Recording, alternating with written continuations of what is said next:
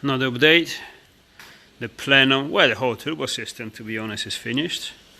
We have the obviously exhaust manifold done, the intake plenum with the charge cooler integrated, all in, all welded up, both sides, the air side and the water side. AN fittings, aeronautic fittings, one on the top here, one on the bottom here. I think I'm gonna make a bracket probably from here because it is nice and solid to the plenum itself, because obviously these plenums, they're fairly small originally and they only use those bolts in the middle there, so this is kind of heavy once you fill up with water and everything, so I don't trust those bolts. I want some additional brackets to make everything nice and solid. I'm gonna make another bracket probably from these bolts here, 1 and 2, kind of like a triangle, to keep the exhaust housing of the turbo from moving. This is done as well, kind of matching pretty much perfectly, so happy days with that. This one you seen already, map sensor.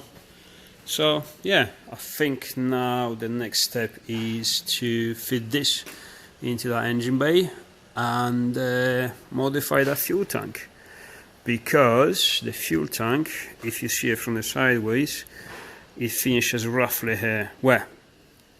Here. So obviously the whole pump will have to go inside of it, and I believe I will have to chop about, I think I've marked it somewhere, bit of dust on it, there you go, somewhere there, from here to somewhere there. But again, I want to position the engine again inside the engine bay and make sure, because obviously now I've built this plenum, I may need some extra space for this section as well. So yeah, let's put it in and have a look.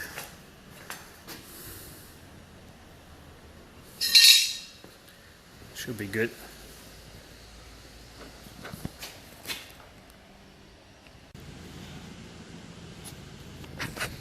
So we got the subframe position.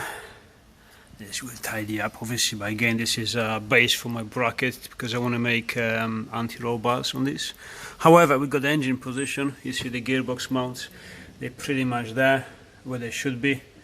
So this is nearly perfectly in place, the engine inside the engine bay, and plenty of space everywhere.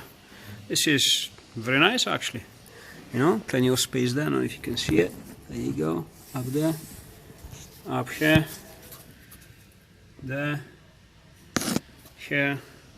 That space there, I'm gonna use it for air filter. However, I would like to put some kind of air intake, egg scoop somewhere there to bring some fresh air to the air filter and also to the radiator, because the radiator is going to be here. Now I can actually use much thicker radiator because I got plenty of space.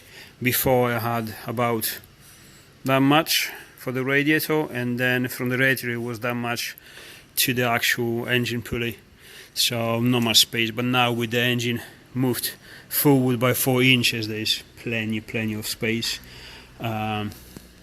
This section here as well, loads of room now. Obviously we have to modify the fuel tank, but to be honest, not by much. Surprisingly, this, if you look forward, obviously you can't see it from here, it will not require to modify any of the fuel tank. So the fuel tank modification will only have to be where the pump, where the vacuum pump and the fuel pump is behind the head.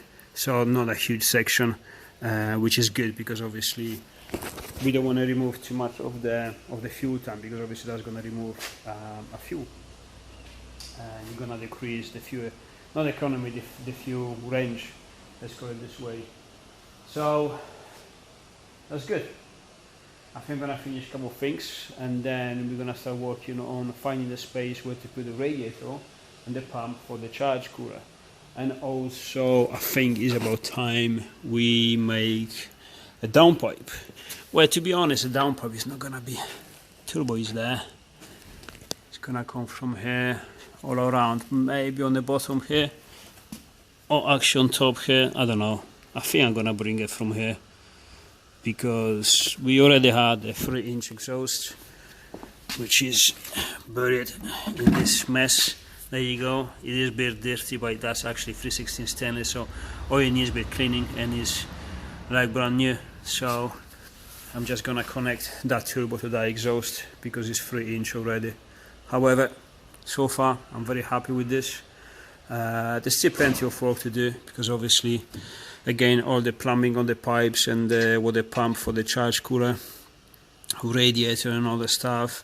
We will have to seal this breather, because I don't want any possibility of any leakage going from the obviously oil to the exhaust or the turbo itself. I'm not saying it's gonna catch a fire, but you know, if this is red hot, oil dripping down on this, it's not really ideal, is it? So gas tank will have to be made as well, and a couple of more things, but we're getting there.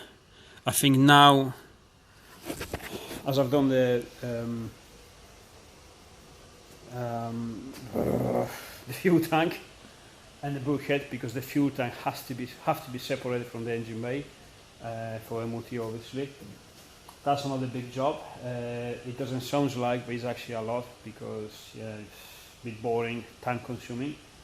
I think once we've done that, it's all going down the hill, because everything else is just assembly and small bits, you know, not really big fabrication stuff. So yeah, happy with this.